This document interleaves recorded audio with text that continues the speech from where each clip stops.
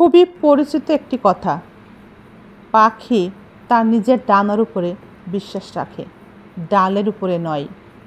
পাখি জানে ডালটা যখন তখন ভেঙে যেতে পারে, তাই পাখি তার নিজের ডানাকে মজবুত করে যেন সে ডানা মেলে উড়ে যেতে পারে বিপদের সময়।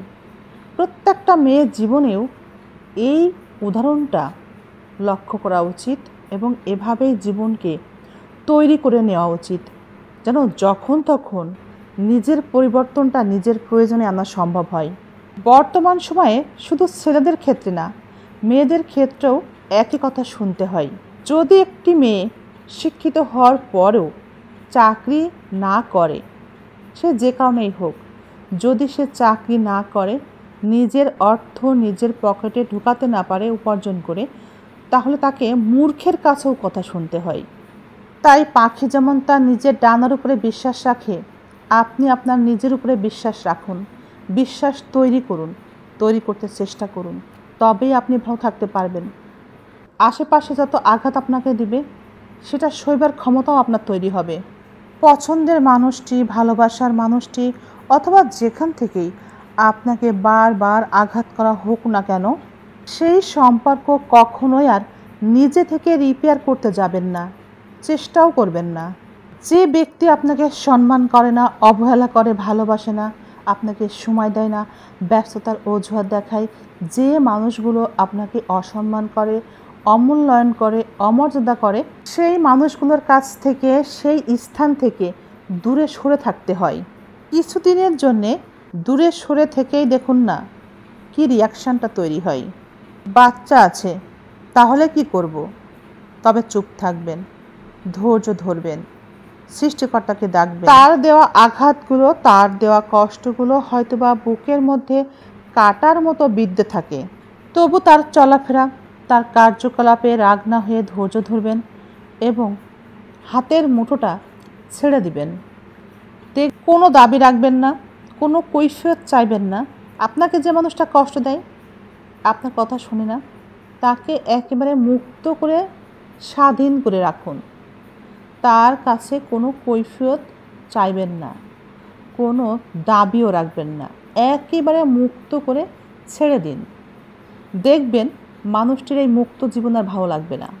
জীবনে কোনো সম্পর্ককেই কখনো রিপেয়ার করতে নেই, নিজে থেকে রিপেয়ার করতে নেই, কারণ আপনার তো কোনো দোষ নাই, আপনাকে তারা গ্রহণ করতে চাইছে না।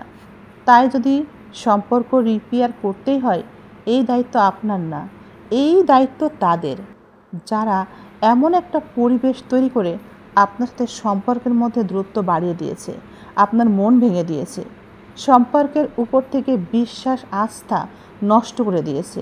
তাই দায়িত্ব তার বা তাদের। এই সম্পর্ক টিকিয়ে রাখবে কি রাখবে না, রিপেয়ার করবে কি করবে না। আপনি যখন সম্পর্কে রিপেয়ার চাইবেন, তারা ভাববে এটা আপনার প্রয়োজন, তাই বারবারই আপনাকে অপমান করবে, আপনাকে অপদস্থ করবে, আপনাকে মানতেই চাইবে না, আপনি কষ্ট পাবেন। তাই যে কোনো সম্পর্কে রিপেয়ার করতে নেই, মুঠো খুলে রাখা জানতে হয়। যেখানে যে মানুষগুলো আপনাকে প্রতিনিয়ত আঘাত করে, সেই মানুষগুলো বা সেই জায়গাতে সুপারগুলো আটকিয়ে দেওয়ার মতো আটকে থাকতে নেই। জীবনের সফরটা সংক্ষিপ্ত, তাই আমরা সকলেই আনন্দে বাঁচতে চাই। তাই সেই মানুষটার দেওয়া আঘাত যখন আপনার বুকের মধ্যে কাটার মতো গিয়ে বেঁধে, তখন কষ্টে চোখে পানি আসলেও হাসি মুখেই তাকে বলতে হবে, ভালো থেকো। নিজের মধ্যে কষ্টটা চাপা রেখে নিজের সৃজনশীলতার উপরে গুরুত্ব দিতে হবে। সেই মুহূর্ত থেকেই নিজেকে ভালোবাসতে হবে, কারণ সামনের মানুষটি স্বার্থপর। সব সময় সব স্থান থেকে দূরে সরে আসাটা সম্ভব হয় না, তাই এ কথাটি আমি এখানেই এড়িয়ে গেলাম। জীবন আসলে এমন একটি লম্বা সফর, আর মৃত্যু আছে বলেই আমরা সুন্দর করে বাঁচি। যেখানে কোনো পিছু টান নেই, সেই সম্পর্কের মানুষ যদি কোনো কষ্ট দেয় এবং সেই কষ্টটা বুকের মধ্যে গিয়ে কাটার মতো বিঁধতে শুরু করে, তখন সেই সম্পর্ক সেখানেই শেষ করা উচিত এবং বলা উচিত গুড বাই। মনে রাখবেন, কাকে কখন কার দরজাতে গিয়ে দাঁড়াতে হবে অসহায় মানুষের মতো, সেটা কেউ বলতে পারে না, আল্লাহ ভালো জানেন। তাই কখনোই অহংকার করবেন না আপনার যা আছে তা নিয়ে, এবং কারো সাথে খারাপ ব্যবহার করবেন না, কারোর সাথে খারাপ আচরণ করবেন না যেন সে কষ্ট পায়। বিনা স্বার্থে সম্পর্কের মানুষগুলোর সাথে যেন থাকি।